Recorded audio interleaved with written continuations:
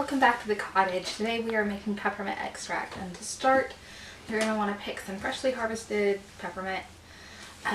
If it's dirty you're going to want to wash it. We've already gone ahead and stripped the leaves off of it. You're going to want to discard the stems after you're done, but these are all ready to go, and we're just going to fill a half-pint jar.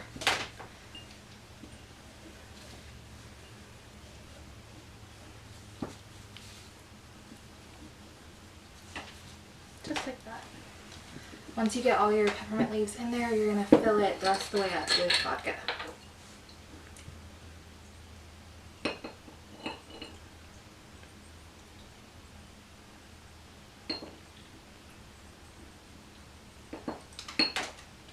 There we go.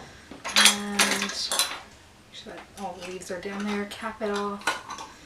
And you're going to want to store this in a dark place for about 2 months or until it reaches the pepperminty level that you're wanting. You can shake it every once in a while and check it, and make sure you mark the date that you started on the lid, because you will probably forget. And that's it. See you next time at the cottage.